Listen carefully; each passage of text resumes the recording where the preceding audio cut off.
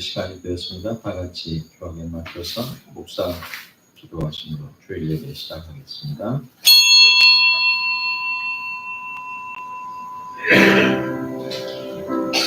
내가 호렙산에서 내 하나님 앞에 섰던 날에 여호와께서 내게 이르시기를 나를 위하여 백성을 모으라. 내가 그들에게 내 말을 들려서 그들로 세상에 사는 날 동안 다 경영을 배우게 하며 그 자녀에게 가르치게 하려 하노라. 인생길에 선장 되신 하나님 아버지, 보잘것없는 피조물들에게 하나님의 영광을 찬송하는 예배의 자리에 참석하게 하신 은혜에 감사합니다. 오늘도 저희 두더물과 죄를 토설하고 그리스도의 형상으로 새로워지는 함께 한 시간 되게 하옵소서. 제거하지 못한 욕망이 여기 흔들리며 좌절하게 되었던 모습 그대로 주님 앞에 드립니다.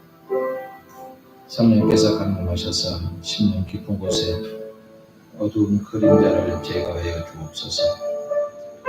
병들고 쇠약한 몸으로 은혜를 사모하며 머리 숙였습니다. 그리스도의 못자 못난 두 손이 병들고 쇠약한 육신을 회복시키는 기적의 시간 되게 하여 주옵소서. 예수님 이름으로 기원하옵나이다. 아멘. 찬송가 93장 찬송하겠습니다.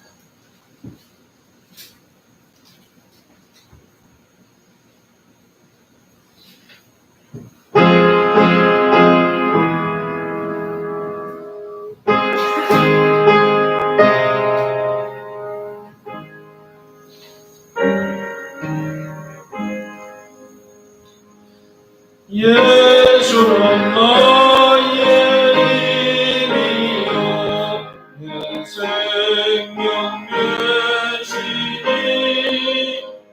우리 예수 하나 살면 그 중에 빠지니 눈물이 앞을 가리고 내 맘에 든 심상일 때 외로워하고 힘주시니 주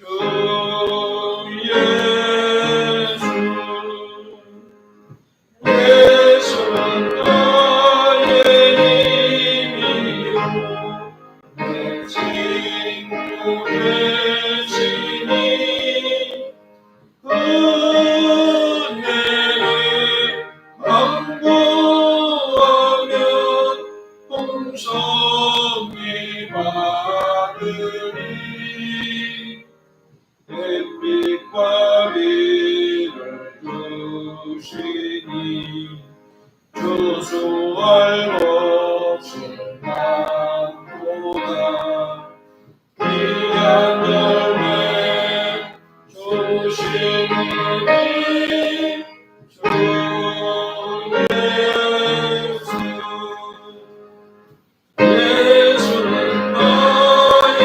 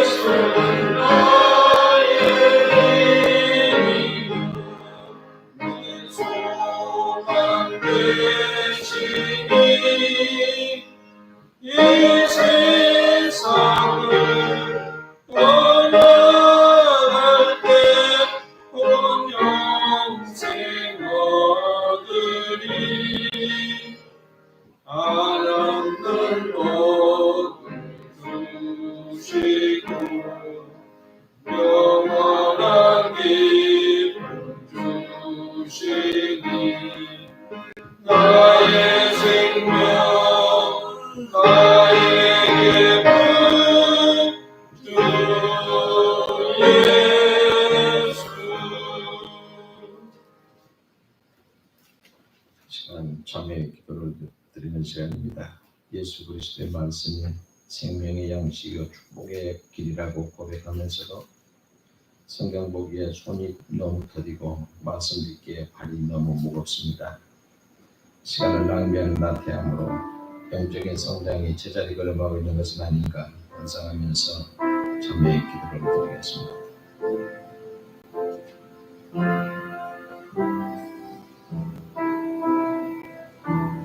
죄악의 파도가 거센 세상에서 죄인을 성결된 자녀 삼아주신 하나님, 죄와 타락의 수렁에서 건져주시고 그리스도의 자비와 사랑의 품에 안길 수 있게 하시는 은혜 감사합니다. 세상의 등불이 떠나는 말씀을 들었으면서도 하나님의 뜻을 실천하지 못하고 살았던 잘못을 참회합니다. 철저하게 정직해 하는데 이 정도는 누구나 하는 것이라고 스스로 설득하고 그 짓을 몸에 묻힌 죄를 용서하옵소서.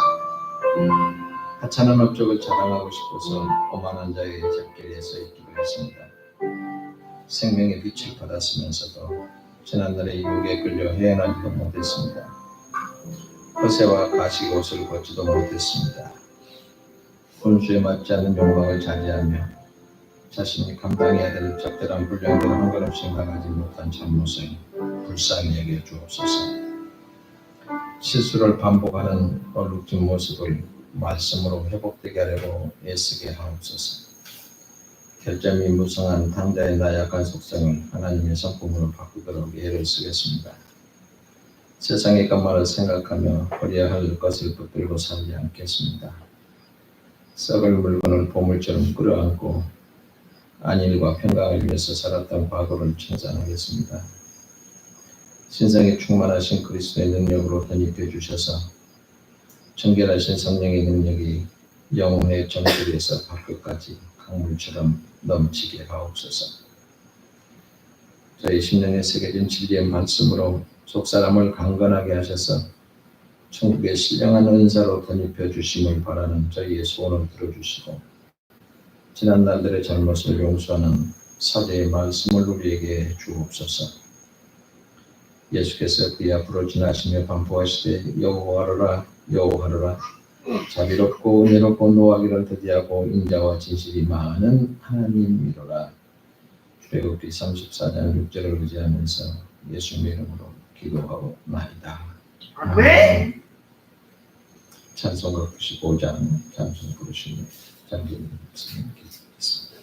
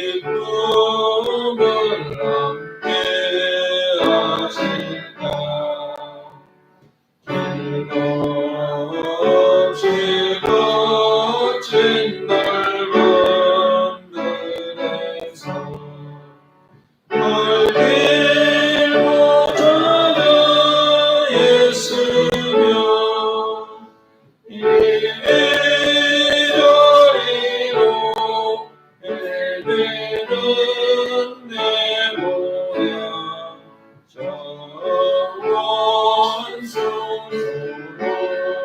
나누나 그의 자비롭고와 평안을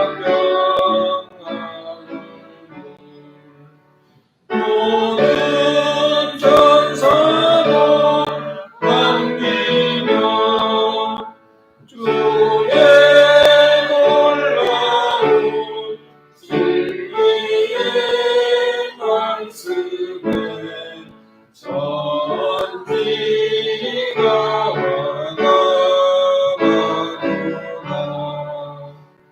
나의 생명 사모하는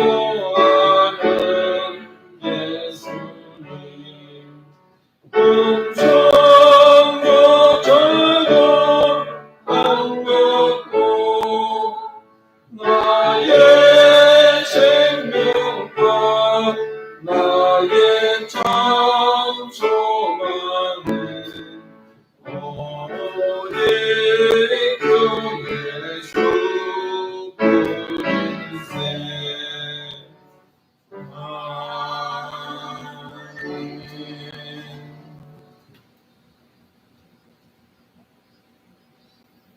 그들이 알지도 못하고 깨닫지도 못하면 그들의 눈이 가려서 보지 못하며 그들의 마음이 어두워져서 깨닫지 못함입니다. 이사야 44장 18절 말씀. 전능하신 하나님 아버지, 지난 폭염과 폭우 속에서도 저희들을 지켜주시고 보호하여 주시어 주님을 잊지 않고 발걸음을 주님 전으로 인도하시니 주님의 은혜에 감사드리고 찬양합니다. 기쁨과 감사함으로 주님께 영광 돌리며 예배드리기를 원하오니 이 자리에 나온 주님의 귀한 자녀들을 축복하여 주시사 주님의 사랑과 은혜와 위로를 받는 시간 되게 하옵소서. 지금 이 시간 저희들의 마음문을 열어주시사 주님께서 베풀어 주신 모든 은혜를 다시 깨닫고 지난 주간 지은 죄를 고백합니다. 무더운 날씨로 몸과 마음이 지치고 나약해져 더 많은 불평과 불만으로 살지는 않았는지 되돌아봅니다. 기도하지 않고 하나님의 말씀을 묵상하고 찬양하는 일을 게을리 하지 않았는지 내 잘못을 인정하지 않고 남의 편만 했는지 회개합니다. 저희들의 회개를 다 들어 용서하여 주시옵소서. 저희의 마음이 이기심과 교만과 욕심으로 가득 차지는 않았는지 깨닫고 회개하게 하옵시고 모두 용서하여 주시옵소서.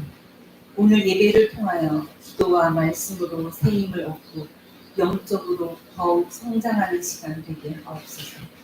가정과 직장 모든 발걸음 속에 주님의 평화와 기쁨과 늘 감사가 넘치게 하옵소서. 질병과 고통 가운데 있는 성도들에게는 치유와 회복이 있게 하시옵소서. 오늘 말씀을 전하시는 목사님을 축복하여 주시고 더위로 건강 해치지 않게 하시며 성령으로 가득 채워주시사 은혜의 말씀 전하게 하시옵소서. 가족들에게도 동일한 축복과 은혜 내려 주시기를 간절히 바라고 원합니다이다. 행복한 세상 복지재단에도 사건 사고가 일어나지 않도록 안전하게 지켜주시며 해결되지 않은 문제들이 있다면 모두 순조롭게 해결하여 주시옵소서. 예배를 위해 봉사하는 성도들 기억하여 주시고 축복하여 주시옵소서. 예배를 마치는 시간까지 모든 것을 주님께 맡기오며 예수님 이름으로 기도드렸습니다. 아멘.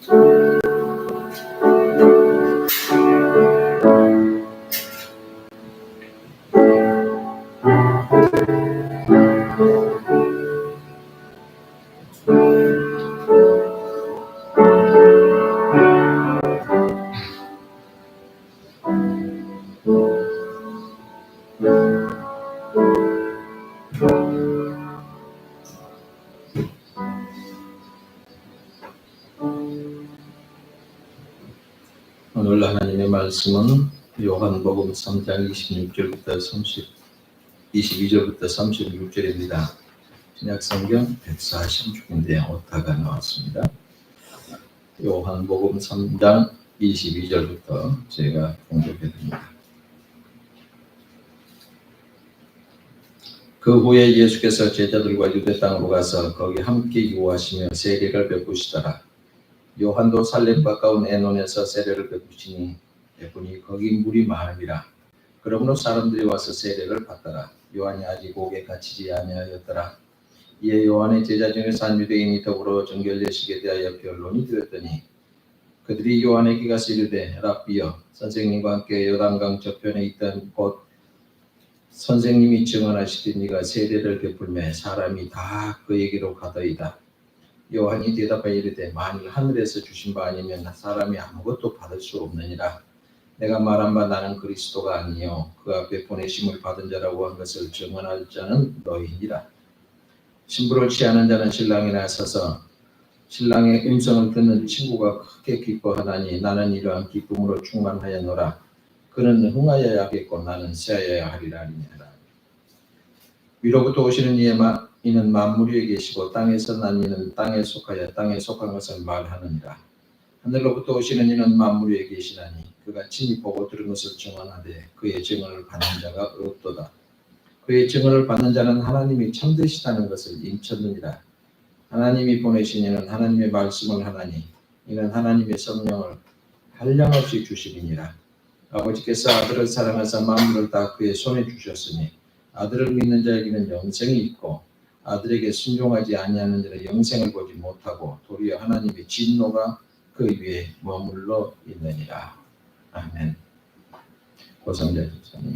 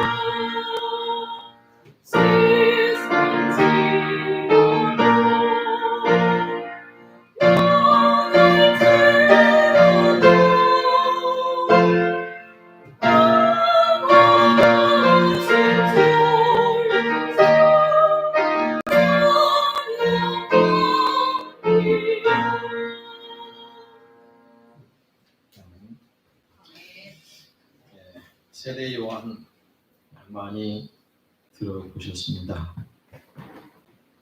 요즘에 사람들이 사랑받고 존경받는 사람들이 별로 없습니다. 여러분이 사랑하고 존경하는 사람들은 몇 분이나 계신가요?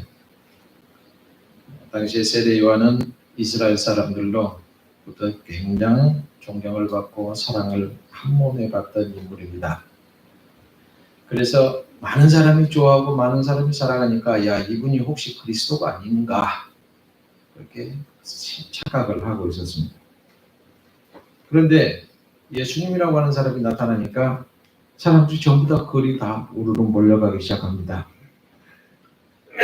제자들은 생각하기로 야, 이게 뭔 일이지? 경쟁심이 나타나기 시작합니다. 전에는 순수한 마음으로 사람들에게 세례를 베푸는 일을 했는데 이제는 예수님이 세례를 베푸니까 사람들이 전부 다 거리 몰려가기 시작합니다. 그래서 요한의 제자들 입장에서는 기분이 되게 나빠요. 감정이 상당히 안 좋으니까 자기 선생인 요한의 편에 들게 됩니다. 그래서 요한에게 와서 아니 선생님이 사람들에게 베푸는 세례를 선생님만 베풀었는데 왜 다른 사람에게 다 갑니까? 가고 있습니다. 이게 어떻게 된 일입니까? 이렇게 선생님에게 찾아가서 불만을 터뜨리기 시작합니다. 그런데 그럴수록 모이는 사람들이 예수님에게 점점 많아집니다. 자기 선생보다 더 많은 사람이 예수님을 더 좋아하고 예수님을 인정하고 있어요. 그런데 예수님을 사람들에게 소개한 사람이 누구예요? 바로 자기 선생인 요한입니다. 자, 이렇게 되니까 자기 선생 요한이 예수님을 소개했는데 소개한 사람에게 모든 사람이 가고 나니까 어떠세요? 기분이요 좋지 않습니다. 배신감마저 듭니다. 가끔 그러잖아요. 제가 누구에게 어떤 사람을 소개해 줬어요. 그랬는데 보통 사람들은 소개해 준 사람을 만날 때는 꼭 나를 통해서 만나는 게 원칙이죠. 근데 지극히 둘이 만나서 나를 쏙 빼버려요. 그러면 어떤 느낌이 들어요? 야, 배신감이 드네. 자기들끼리 만나서 똑딱똑딱 다 해버리면 배신감이 드는 거잖아요. 마치 그 상황이 됐습니다. 근데 사건의 발단이 어디서 생겼냐? 당대 가장 유명한 요한만 세례를 주었던 게 아니라 요한에게 세례를 받았던 예수님이 제자들과 함께 유대 땅에 거하시면서 요한처럼 세례를 베풀고 있습니다. 그러니까 쉽게 얘기하면 선생님이 제자에게 세례를 줬는데 그 제자가 나가서 세례를 주니까 그 사람에게 더 많이 가니까 이 선생님 입장에서는 기분이 좋은 일은 없죠. 그런데 선생님은 이제 상황을 다 알고 계시니까 하늘에서 준 거 아니면 상관없어. 다 그리 가게 돼 있어. 걱정하지 마. 이렇게 마음이 하나님의 말씀을 듣고 아는 사람 요한은 그런데 제자들의 입장에서 기분이 되게 나쁘거든요. 세례 요한이 누굽니까? 이름이 요한이었어요. 요한이었는데 왜 세례 요한이라고 이름이 붙었어요? 수많은 사람에게 세례를 주었기 때문에 그냥 닉네임으로 세례라는 이름이 앞에 붙었어요. 그래서 세례 요한이 된 겁니다. 이름은 요한이에요. 그런데 문제는 세례 주었던 것 자체가 문제가 된 게 아닙니다. 문제를 삼고 있는 것은 세례 그 자체가 아니기 때문이었습니다. 도대체 요한의 세례하고 예수님의 세례가 어떤 차이가 있고 왜 예수님에게 가서 세례받는 사람들의 숫자가 요한에게 와서 세례받는 숫자보다 더 많은 건가? 사람이 좀 많아지니까 문제가 생긴 거예요. 25절 26절에 그러죠. 이에 요한의 제자 중에 한 유대인으로부터 더불어 결례에 대하여 변론이 되었더니 저희가 요한에게 와서 가로되 랍비여 선생님과 함께 요단강 저편에 있던 자 그 선생님이 증거하시던 자가 세례를 주면 사람이 다 그에게로 갑디다 이렇게 얘기를 합니다. 결례가 뭐냐면 죄 지은 사람들이 자기가 지은 죄에 대해서 용서함을 받고 용서함 받았다. 그 증거로 몸에다가 물을 뿌리거나 몸을 씻는 행위가 결례입니다. 우리나라 말에 그런 말이 결례가 많았습니다. 좀 죄송하게 됐습니다. 소리잖아요. 근데 결례라고 하는 것은 죄를 용서받고 그 몸을 씻거나 그 물을 뿌리는 행위를 결례라고 합니다. 근데 이건 성전에서 누구만 할 수 있어요? 제사장만 할 수 있습니다. 그러니까 그걸 그대로 본받아서 천주교 신부들이 고해성사면 그래 내가 용서한다 그 결례를 하는 그 행사. 그래서 당시 요한은 이런 의식 대신 세례를 통해서 세례를 주면 회개하고 죄 씻음 받았다고 하는 걸 증명하는 거예요. 근데 문제는 요한의 제자들이 이걸 볼 때 이 일은 자기 선생인 세례 요한의 전매 특허인데 예수님이 똑같이 세례 주고 있습니다 라고 하는 겁니다. 그러니까 혼란이 생길 수밖에 없죠. 예수가 세례를 주는데 사람들이 거의 가지 않거나 간다고 하더라도 몇 사람만 갔으면 무시하거나 신경 쓸 일도 아닙니다. 그런데 이런 변론을 시작한 이유는 왜냐? 예수님에게 사람들이 더 많이 몰려가더란 얘기예요. 그로 인해서 요한의 제자들에게는 시기심도 생기고 질투의 마음이 생기고 그래서 26절에서 뭐라고 합니까? 선생님과 함께 요단강 저편에 있던 자라고 얘기를 합니다. 그게 무슨 얘기입니까? 갑자기 부상하고 있는 예수의 실체에 대해서 별로 탐탁하지 않게 여기고 있다. 그 뜻입니다. 선생님과 함께 저 건너편에 있던 그놈, 요즘 말로 그놈에게 다 갔더라. 이 소리입니다. 별로 기분이 좋지 않다. 이 소리입니다. 그런데 27절에 보면 요한이 뭐라고 그래요? 만일 하늘에서 주신 바 아니면 사람이 아무것도 받을 수 없느니라. 그렇게 답변을 합니다. 지금 요한 자신이 사람들에게 세례를 주는 것은 하늘에서 하라고 주신 것이지 세상에서 하고 싶다고 해서 하는 거 아니다. 그 말입니다. 그러니까 29절에 뭐라고 표현하냐면 신부를 취하는 자는 신랑이 나서서 신랑의 음성을 듣는 친구가 크게 기뻐하나니 나는 이러한 기쁨이 충만했노라. 이 얘기를 하는 거죠. 예수님은 신랑이고 자신은 신랑의 친구다. 그러니까 신랑의 친구 역할은 신랑과 신부가 만나게만 해주는 거지. 그리고 신랑이 신부를 만나서 기뻐할 때 거기서 들러리 서주는 것이 내 역할이지 다른 건 아니다. 그렇게 얘기를 하죠. 요한은 내가 하는 일이 자신이 하는 일이 하늘이 주신 것이다. 그걸 잘 알고 있었습니다. 동시에 예수님께서 하시는 일도 궁극적으로 보면 하늘의 일이다. 그러니까 나를 따르는 무리들이 예수님 따른다고 해서 문제될 게 없다. 그런 얘기입니다. 그것 때문에 너희들이 경계의식을 갖고 서로 미워하고 협조하지 않으면 안 된다. 그 하등의 그 이유가 아니다라고 하는 겁니다. 예수 믿는 사람들이 그러면 경쟁이 없어야 되나요? 예수 믿는 사람도 선의의 경쟁이 꼭 필요합니다. 충분히 있을 수 있고 있는 것이 없는 것보다 더 나아요. 그런데 그 경쟁이 하나님 나라 확장하는 위해서 경쟁하는 거나 성도들 사이에서 하나됨을 이루는데 유익을 주는 경쟁이 아니라고 하면 빨리 그런 경쟁은 없애는 게 낫습니다. 내가 하늘나라를 확장하는 게 더 열심히 된다. 내가 더 열심히 해야지. 이런 경쟁은 좋아요. 그런데 하나님, 저것이 하나님 나라를 위해서 열심히 일하는데 다리가 부러져서 그냥 못하게 좀 해주세요. 이렇게 경쟁해서는 안 됩니다. 미워하거나 비교의식에서 시작되는 경쟁이나 시기심은 버려라. 그런 얘기입니다. 우리는 자신의 이익을 남기기 위해서 장사하는 사람들이 아닙니다. 만일 우리 중에서 누구라도 인간적인 경쟁의식에 사로잡혀 있다고 하면 그건 세상적인 이윤을 남기는 장사하겠다는 것과 다를 바가 없습니다.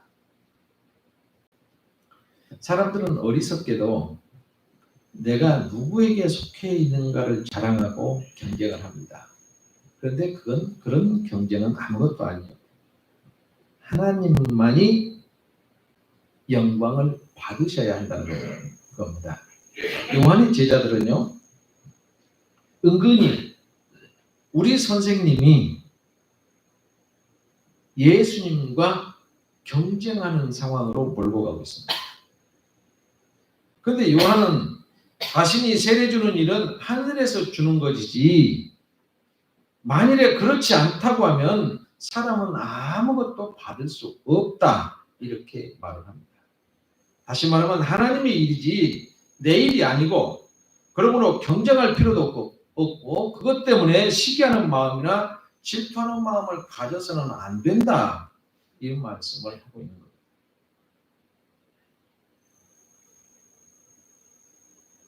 그 사실을 누구보다 잘 알고 있는 요한이기 때문에 사람들이 예수님에게로 몰려가는 것은 당연한 일이고, 이제부터 나는 점점 쇠하여야 하리라 그러죠. 나는 점점 힘이 약해져서 뒤로 물러가야 한다. 이런 얘기를 제자들에게 할 수 있겠어요? 내가 인기가 굉장히 많았는데 갑자기 인기가 사라지고 다른 사람들이 다른 사람 다 좋아. 나를 추종했던 사람들이 다른 사람한테 다 추종하면 나는 기분이 좋겠어요? 안 좋죠. 안 좋겠죠? 그건 제자들의 생각이었어요. 그런데 세례 요한은 나는 점점 쇠하여져야 한다. 나는 점점 사라져야 되겠다. 그런 얘기. 요한이 그렇게 말할 수 있었던 이유가 뭡니까? 내 자신과 예수님은 근본적으로 다르다. 어떻게 다릅니까? 예수님과 세례 요한은 어떻게 달라요? 예수님은 위로부터 오시는 분이지만 나는 땅에서 나온 사람이다. 요한이 예수님을 가리켜서 뭐라고 했어요?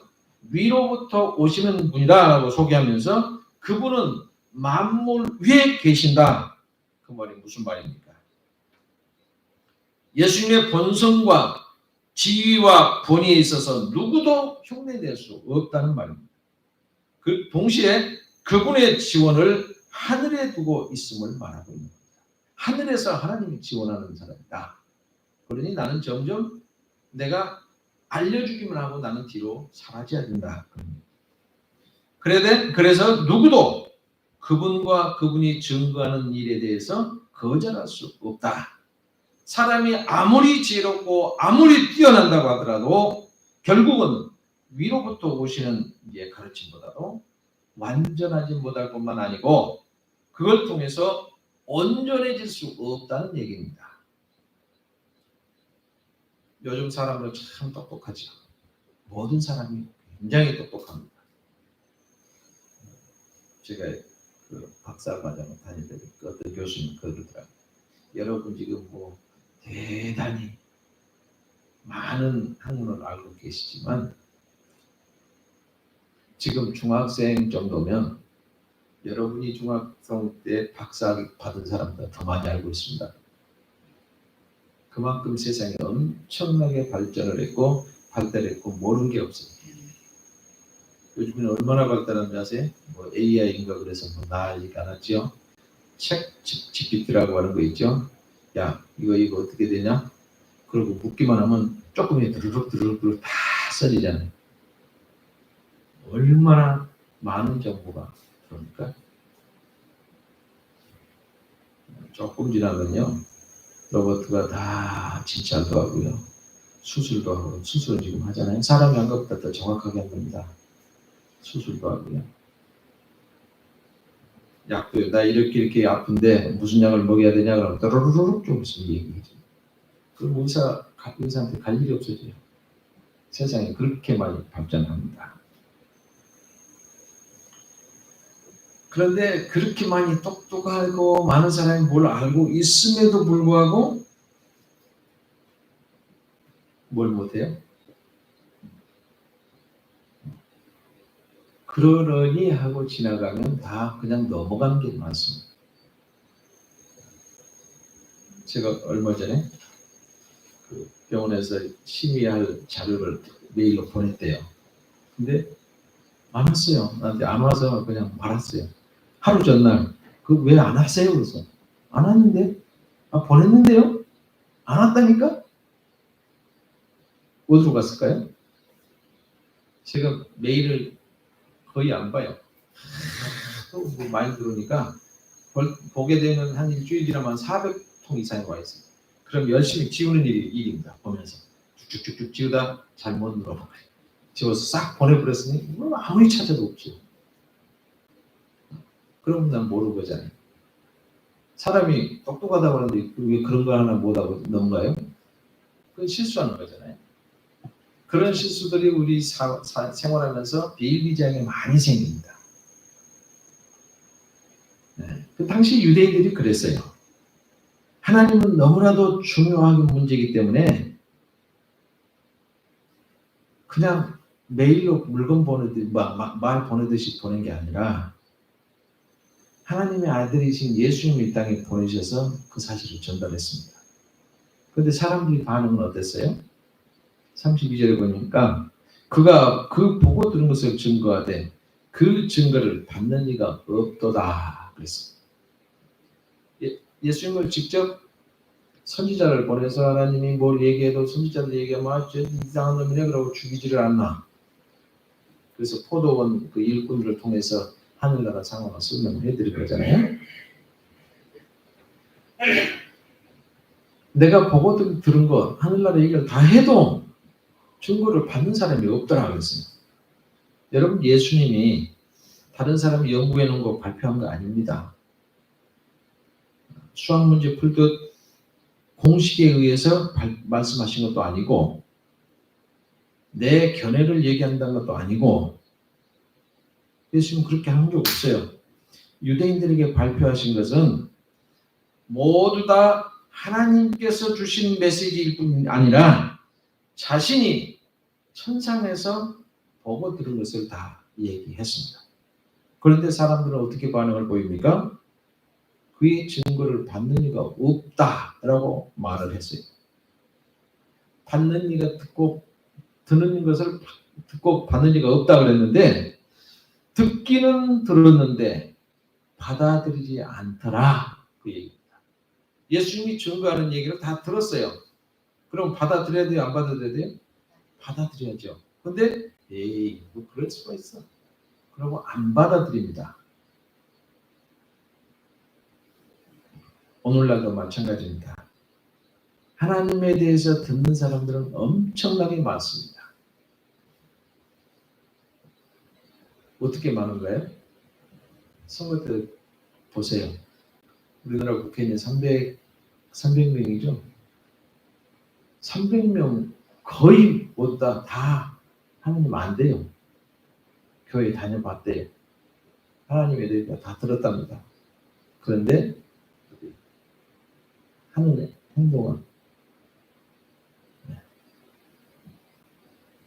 듣긴 들어요. 그런데 말씀을 자기하고 결론을 맺지를 못해요. 우리나라가 얼마 전만 해도 5천만 명인데 기독교인이 25%랍니다. 1,200만 명, 1,300만. 근데 이 코로나가 뭔가 와갖고 전부 다 영상으로 예배드렸잖아요. 지금 그것 때문에 또 영상으로 예배드리는 팀도 있는데 그러고 났더니 가짜 기독교인들이 싹 사라지기 시작했습니다. 그래서 지금 1,000만이 안 된대요. 교회도 많이 문 닫았고요. 그 통계가 잘못된 건가요? 그렇게 많은 사람이 말씀을 듣기는 들었는데 정작 그 말씀을 들을 때 모든 사실을 인정하고 그분을 진실한 삶의 주인으로 받아들여야 되는데 그걸 못한다. 오늘 예배드리는 우리는 어떤가요? 예를 한번 들어보겠습니다. 등기 편지가 왔습니다. 우리 윤하영 집사님한테 등기가 왔어요. 어떻게 받아요? 등기 받을 때 뭐 할까? 사인하라고 그러죠. 사인하세요. 나 못해요. 그냥 주세요. 해봐요. 주고 갑니까? 안 돼요. 사인 안 하면 갖고 가버립니다. 사인해야 줘요. 사인해야 나한테 왔지만 그 등기 안에 뭐가 들어있는지 몰라요. 금괴가 하나 들었을 수도 있고 나쁜 짓 했으면 출두하라고 등기를 보냈을 수도 있고 뭘 보냈을지 몰라요. 사인 안 하면 갖고 가버립니다. 사인해야 될 건데. 그런데 복음은 그 정도에서 그치는 게 아닙니다. 받지 않으면 도로 가져가는 것이 아니고 그걸로 끝나는 게 아니고 복음을 거절했던 당사자는 어디 가요? 영원한 지옥으로 갈 수밖에 없습니다. 에이, 천당 지옥 내가 안 죽어봤는데 아나? 죽어보면 이미 늦었는데요. 지옥 가는데요.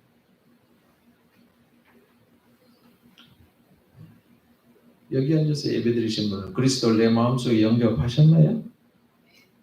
네. 영접하신 분은 천국이 보장이 되어 있는 거고 믿을 수가 있어야지. 그걸 내가 안 죽어봤는데 어떻게 알아? 그렇게 의심하고 안 받아들인 사람은 지옥행으로 갈 수밖에 없습니다. 위에로부터 오신 이의 증거를 받아들이지 않고 사인을 나중에 하지. 보통 어떤 사람은 그러더라고요. 에이, 죽기 전에 예수 믿으면 천당 갑니다. 예수만 믿으면 천당 간다 했으면 내 마음대로 살다가 죽기 전에 꼴까닥 죽기 전에 천당 가지. 그때 예수 믿고 천당 가지. 그런 사람이 있어요. 그런 사람은 하나님이 사랑하시면 고백을 듣고 가실 텐데 사랑하지 않으면 교통사고에서 그리시 죽어버려요. 그러면 지옥 가잖아요. 아들을 믿는 자는 영생이 있고 아들을 순종하지 않으면 하나님의 진노가 그 위에 머물 것이다 라고 했어요. 하나님의 진노가 그 위에 머리 위에 머물 것이다. 이 사실을 다시 한번 마음 가운데 새기시고 위로부터 오신 분의 증거에 사인할 수 있도록 적극적으로 주님께 간구하는 은혜가 있기를 주님의 이름으로 축복합니다. 기도하겠습니다. 아침 안개처럼 사라져간 하찮은 미물 같은 저희들에게 영원한 삶을 보장해 주신 하나님 아버지, 독생자 예수 그리스도의 보혈로 하나님의 용서와 사랑을 받고 인생의 한없는 축복을 받게 하시는 데 감사드립니다. 세상이 주는 명예와 부귀를 그리워하면서 허송했던 지난날의 잘못을 용서해 주시고 나그네 길 사는 날 동안 갈 길 몰라 망망할 때 성령의 인도함을 받게 하여 주옵소서.